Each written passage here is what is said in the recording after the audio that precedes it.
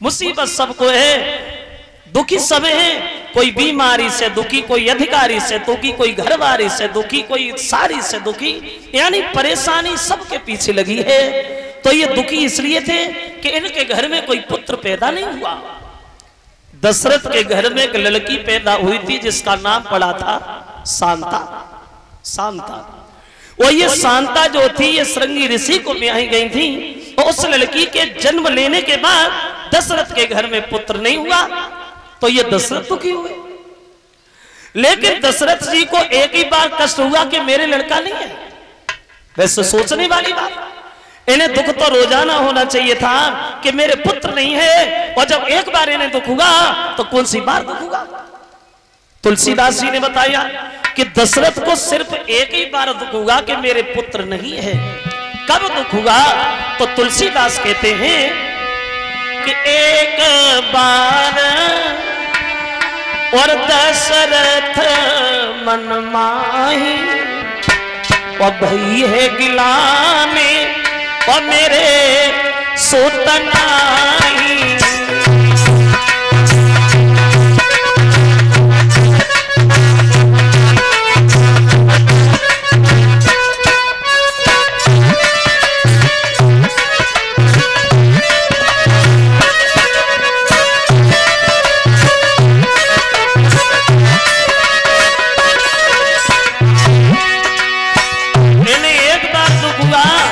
बोले एक बार दशरथ मन माही,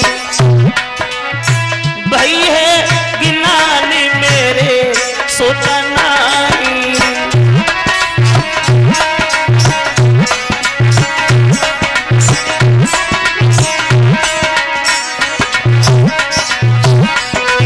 इन्हें एक बार दुख हुआ कि मेरे लड़का नहीं है, कि एक बार दशरथ मन माही, और भई है गिलाने मेरे सुतनाई।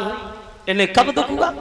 बोले दशरथ को उस दिन दुख हुआ जब ये दशरथ जी एक दिन शिकार खेलने के लिए वन में गए। और शिकार खेलने वन में गए, एक हिरन को मारने की कोशिश में लग गए। लेकिन हिरन दौड़ रहा है, मरने में नहीं आ रहा है। शब्द वेदी बाण भी छोड़ रहे हैं दशरथ, लेकिन हिरन के फिर भी नहीं लग रहे। और जब हिरन से भागा नहीं गया, हिरन थक गया, तो खड़े होकर के मानव की भाषा में दशरथ से बोला, रुकिए दशरथ महाराज, बिना मतलब में आप हमें भगा रहे हो, बिना मतलब में खुद परेशान हो रहे हो और बिना मतलब में हमें परेशान कर रहे हो, आप हमें मार ही नहीं पाओ। बोले क्यों नहीं मार पाएंगे? तो हिरन कहता है आप हमें इसलिए नहीं मार पाओगे क्योंकि हमें एक वरदान प्राप्त है। क्या वरदान प्राप्त है? तो कहता है महाराज सुनो, वरदान हमें यह प्राप्त है कि जिन राजा के वो सुतना होई, वो तिन से मेरो मरण न हो।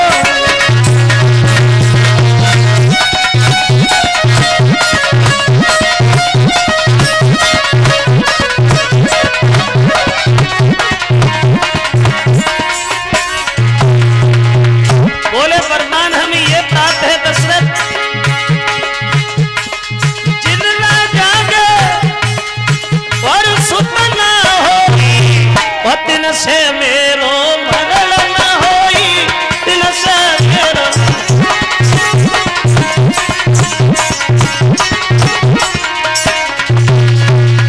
हिरन ने जवाब दिया महाराज सुनो, हमें ये वरदान मिला हुआ है, जिनके घर में कोई पुत्र नहीं है उनके हाथ से मेरा वध नहीं है। तो उस दिन दशरथ को दुख हुआ कि एक बार दशरथ मन माही, और भई है गिलाने मेरे सुतनाई।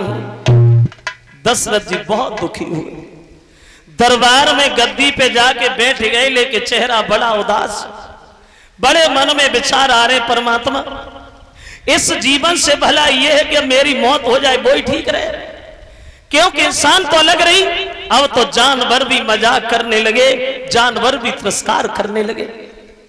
और गुरु वशिष्ठ से बोले महाराज अब तो जीवन अच्छा नहीं लगता, अब तो मैं मर जाऊं वो ही ठीक है। तो दशरथ की बात सुन के वशिष्ठ उन्हें समझाने लगे, दशरथ सुनो, तुम्हें पता होना चाहिए जब हमें घर में शांति पहुंचानी होती है तो हम लोग शांति हवन कराते हैं, और जब पुत्र की आवश्यकता मन में आती है तो हम लोग पुत्र से यज्ञ करवाते। तुम चिंता क्यों करती हो दशरथ जी, हम श्रृंगी ऋषि को बुलवाएंगे और तुम्हारे घर में पुत्र से यज्ञ करवाएंगे। वो आशा नहीं, पूर्ण विश्वास है हमें कि धीरज धरो होए सुतचारी। तुम्हारे घर में एक नहीं 4 लड़का होंगे, ये हम तुम्हें वचन देते। फिर क्या हुआ, अब वशिष्ठ ने श्रृंगी ऋषि को घर में बुलवाया और दशरथ जी के घर पे पुत्र से यज्ञ करवाया। और जब यज्ञ घर में हुआ तो तुलसीदास जी ने बताया और कहते हैं कि श्रृंगी ऋषि वशिष्ठ बुलावा,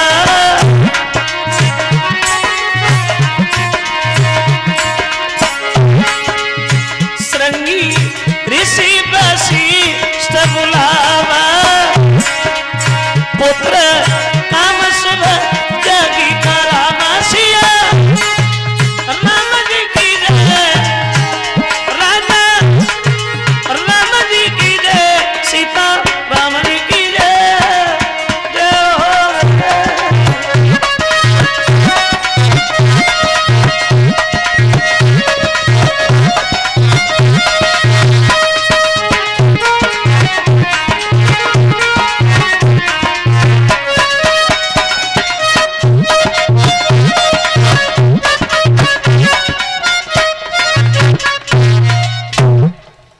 घर में यज्ञ जब हुआ तो तुलसीदास जी ने बताया ये यज्ञ दशरथ के घर में 1-2 दिन नहीं बल्कि 1 साल 6 दिन लगातार चला।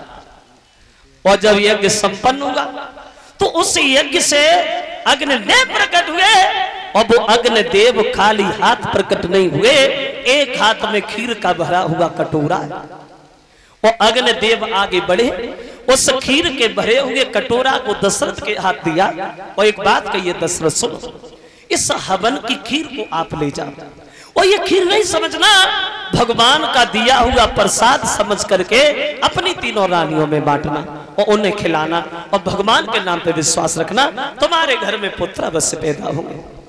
अब दशरथ जी जो है वो खीर लेकर के आंगन में गए अपने, और जब खीर 3 रानियों में जाके आंगन में बांटी है घर में, तो खीर बांटी कैसे? तुलसीदास ने ये बताया जो दशरथ ने खीर बांटी वह खीर कैसे बांटी, तो बाबा तुलसीदास कहते कि अर्ध भाग कौशल्य दीना और उभे भाग आधे कर कीना। तुलसीदास जी ने बताया कि अर्ध भाग खीर का आधा भाग जो था वो सबसे बड़ी रानी कौशल्या को दिया और जो आधी खीर बची वो कैकेयी सुमित्रा को पकड़ाई। यानी आधे में से बड़ी रानी अकेली और आधे में से दोनों छोटी।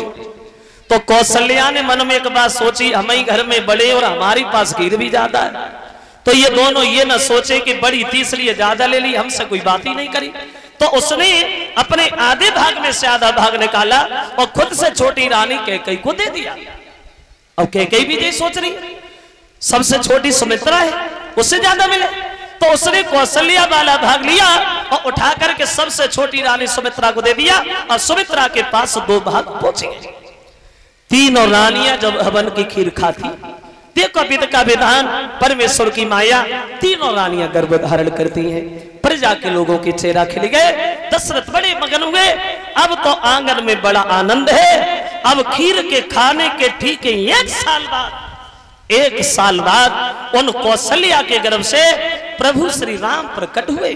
1 साल बाद, और उसके भी 1 दिन के अंतर में उन कैकेयी के गर्भ से 1 पुत्र पैदा हुआ और उसके भी 1 दिन के बाद उन सुमित्रा के गर्भ से 2 बालक पैदा हुए। यानी 3 रानियों से 4 लड़का। कब आए राम, कब अवतार हुआ राम का? तो तुलसीदास जी कहते हैं कब आए राम, तो बोले कि नौमी दे दे मधु मास पुनीता और शुक्ल पक्ष अभिजीत हरि प्रीता।